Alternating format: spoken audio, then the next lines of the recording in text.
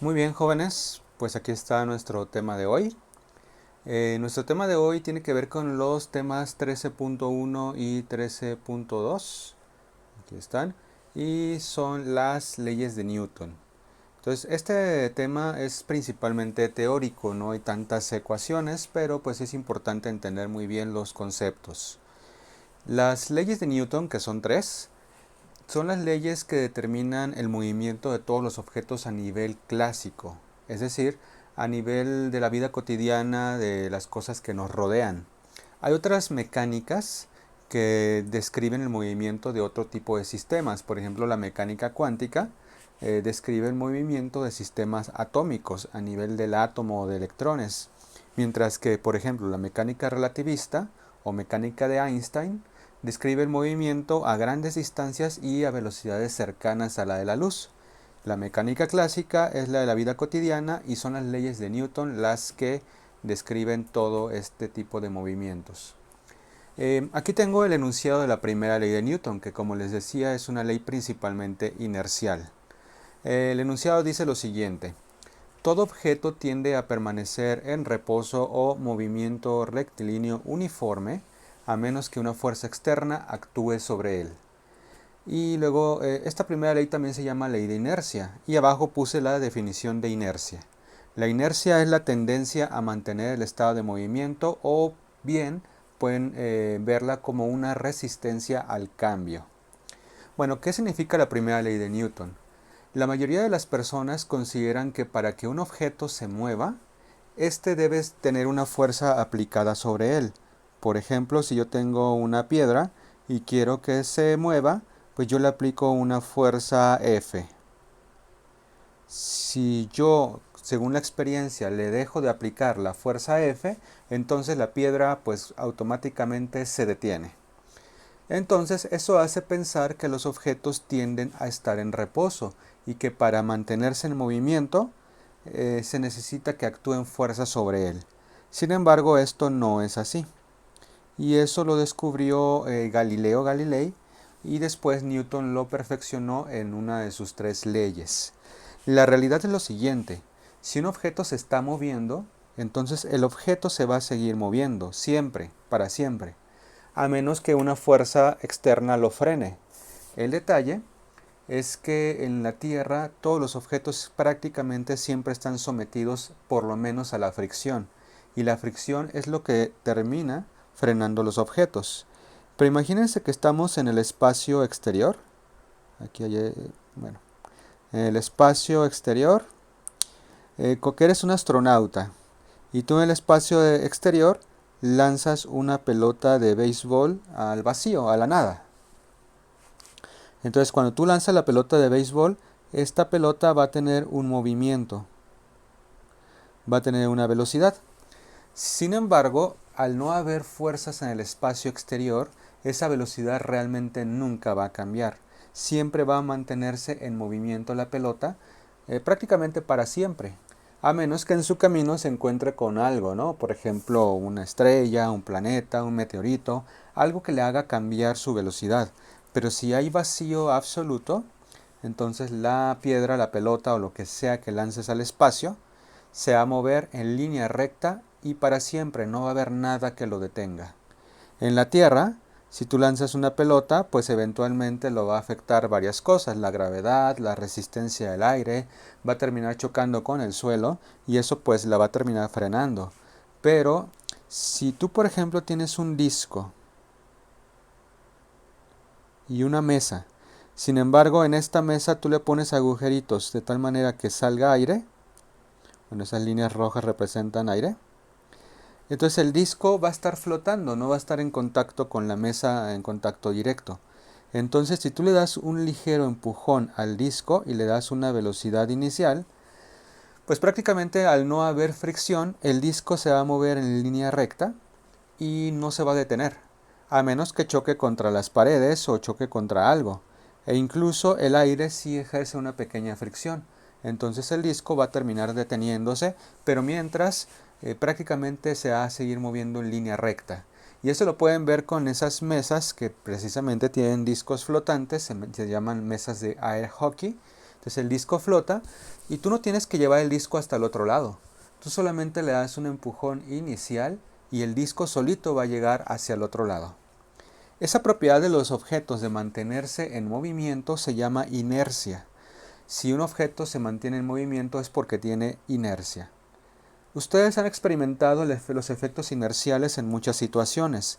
Por ejemplo, si tú estás en el camión, no sé, en el 380, y tú te estás moviendo con el camión, hay una persona aquí adentro, y tú vas a 100 kilómetros por hora junto con el camión.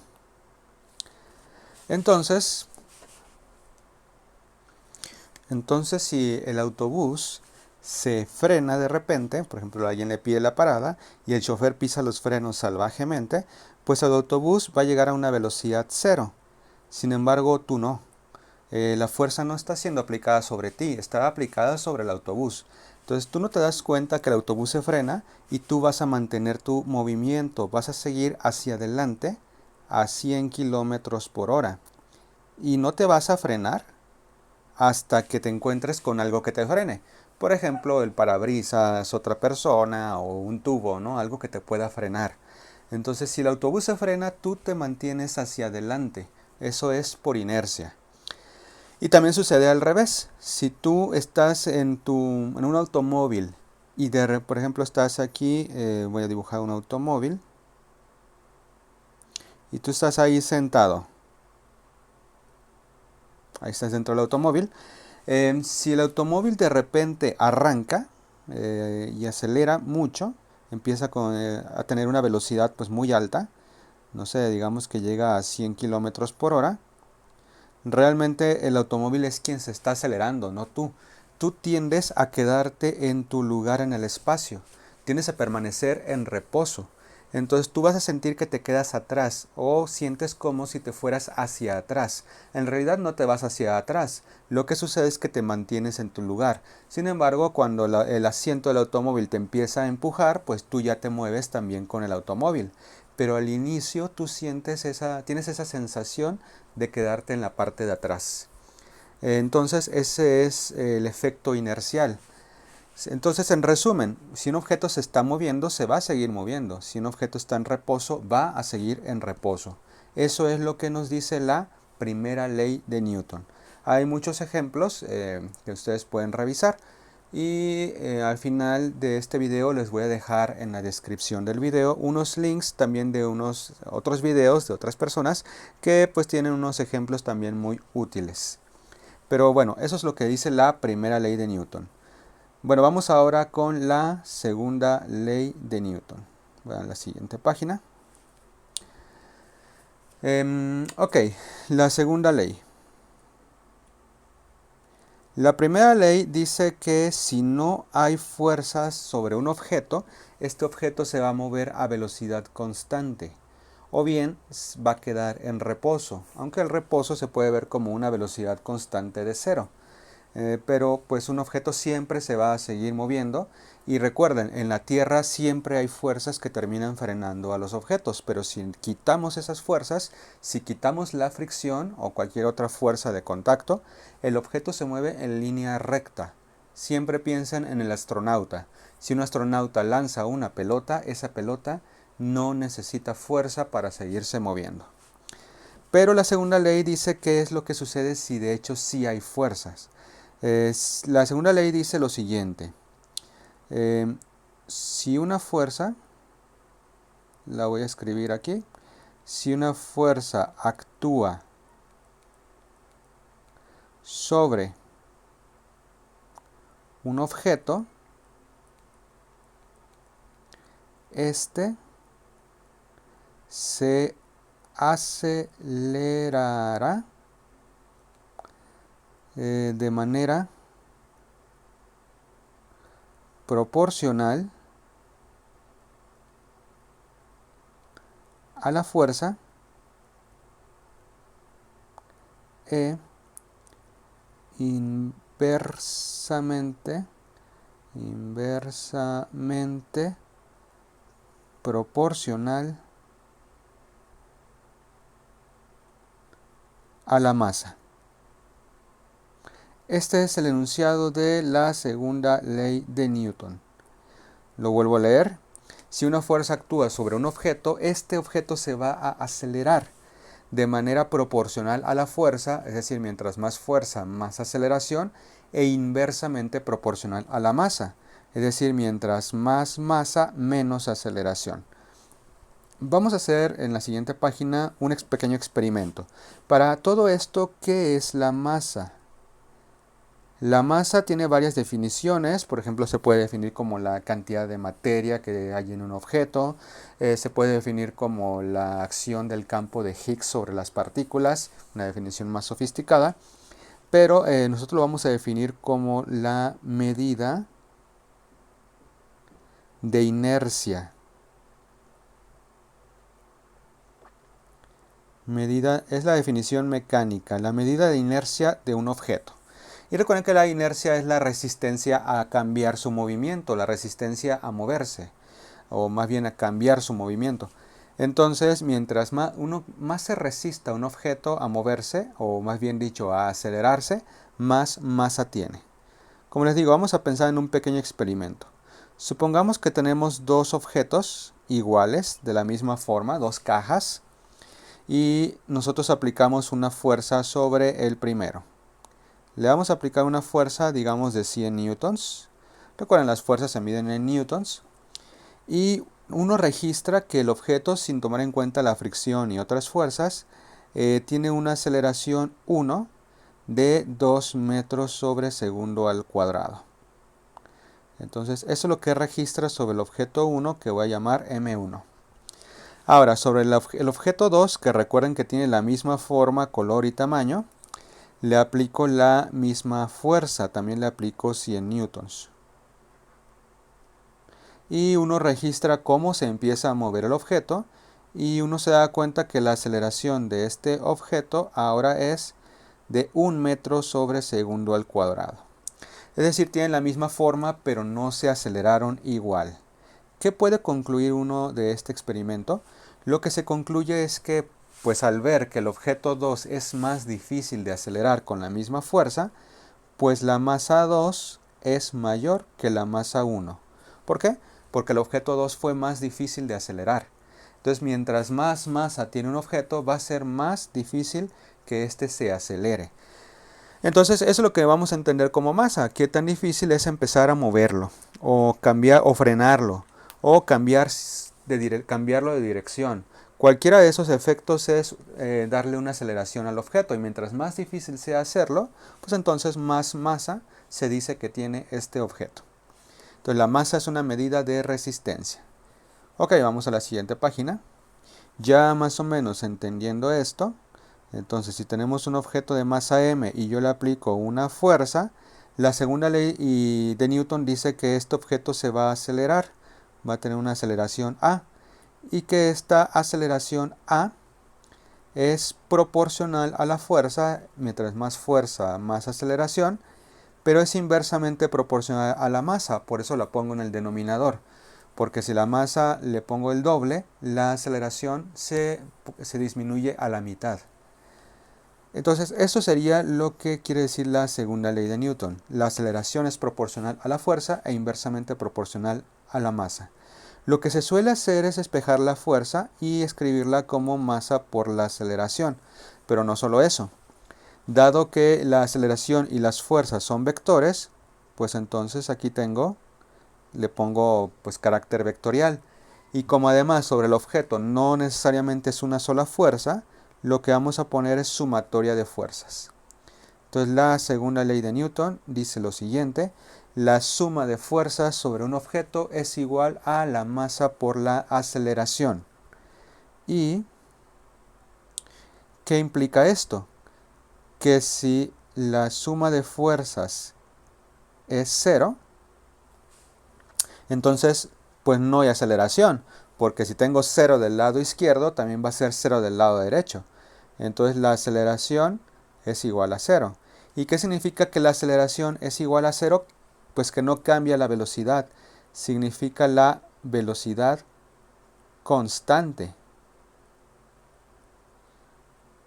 Entonces, Si no hay fuerzas, el objeto se mueve a velocidad constante, que es lo que dice la primera ley, y es en donde tenemos la estática.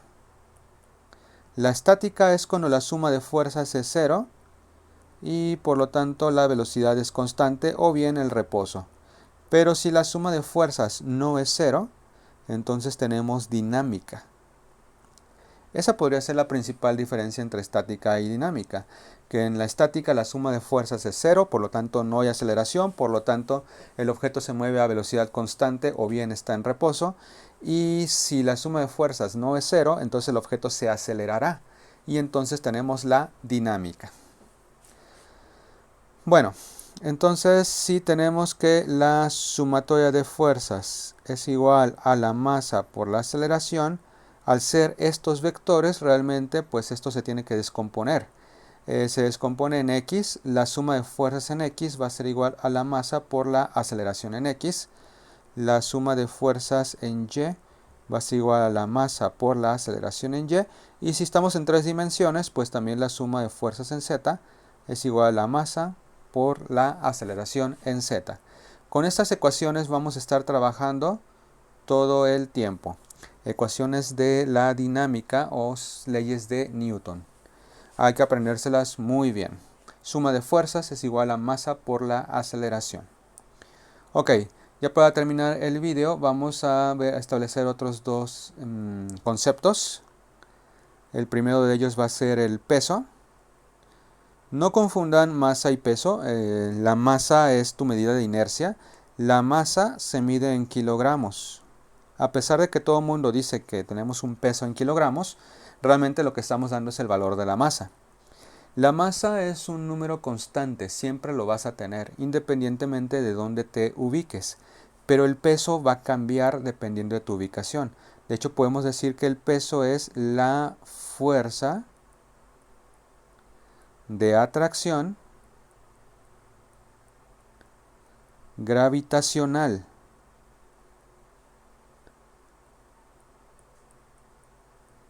Y esto va a depender de la aceleración de la gravedad del lugar en el que te encuentres.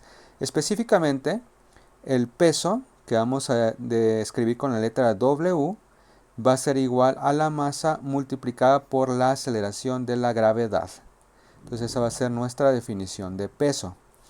Como les decía, el peso depende de la masa, la cual es constante, pero también de la aceleración de la gravedad, que sí depende del lugar donde te encuentres. En la Tierra, la aceleración de la gravedad tiene un valor promedio de 9.81 metros sobre segundo al cuadrado. Pero eso es un promedio. De hecho, hay lugares donde es un poco mayor y hay lugares donde es un poco menor. En Guadalajara sería un poquito menor, quizá 9.78. Y por ejemplo, en el Ecuador la aceleración es menor que en los polos. Entonces, si tú te vas al polo norte y te llevas una báscula, y la báscula, pues allá te pesas y resulta ser de 60 kilogramos, entonces si te vas al Ecuador, automáticamente con la misma báscula no marcaría 60 kilogramos como en el polo norte o en el polo sur, marcaría un poquito menos. Entonces las básculas realmente no miden masa, miden peso, aunque lo den en kilogramos. Digamos que las básculas hacen la división entre 9.8 automáticamente, aunque no son tan precisas, porque sí depende mucho del lugar en el que te encuentres. Otro ejemplo que podrían ver para pues, notar la diferencia entre masa y peso, es que si tú estás en la Tierra,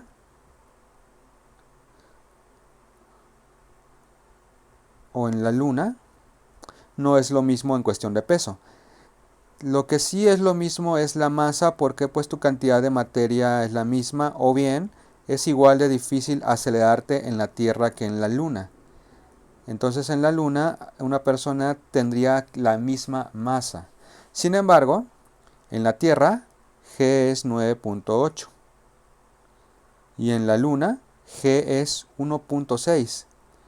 Por lo tanto, aunque la masa o tu cantidad de materia o tu inercia es la misma en los dos lugares, en la Luna, por haber menor aceleración de la gravedad, tu peso es de hecho mucho menor. Entonces el peso en la Tierra es mayor que el peso en la Luna. Si tú, por ejemplo, una báscula marca 60 kilogramos en la Tierra y te la llevas a la Luna, allá solamente va a marcar 10 kilogramos y tú te vas a sentir mucho más ligero. Pero acelerarte va a ser igual de difícil porque la masa va a seguir siendo la misma. Como último concepto, vamos a ver lo que son marcos de referencia.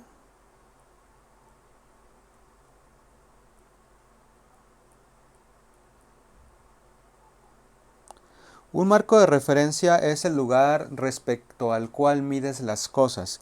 Por ejemplo, y es digamos donde pones tu sistema de coordenadas. Si tú estás en tu casa ahorita, pues tu casa puede ser el marco de referencia y tú le pones allí un origen del sistema de coordenadas y a partir de ahí mides las cosas. Pero puede haber otros marcos de referencia. Tú, por ejemplo, puedes medir todo respecto al centro del Sol.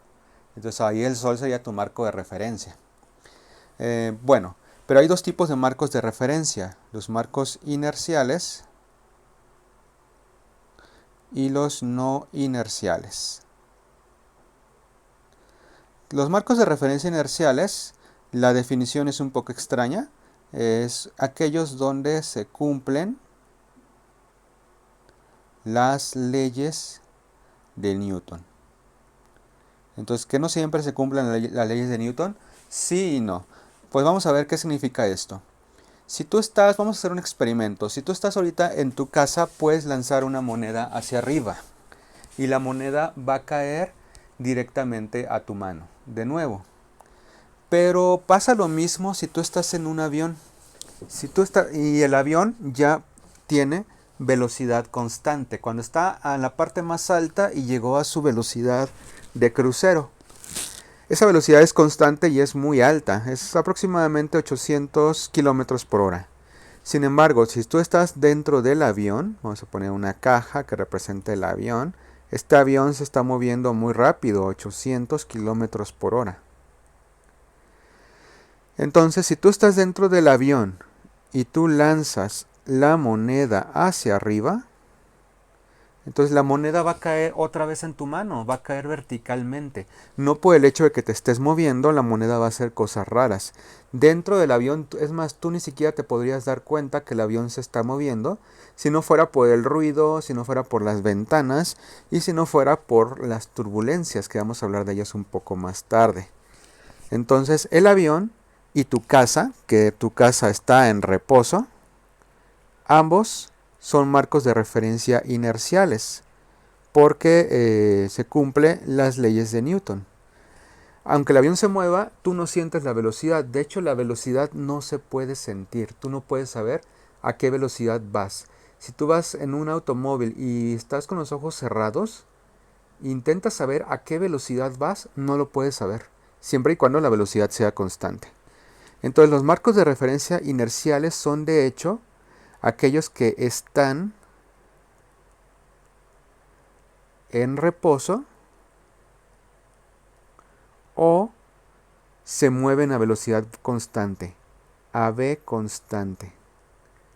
Entonces, cualquier marco de referencia que se mueva a velocidad constante, todo transcurre normal, no pasan cosas raras.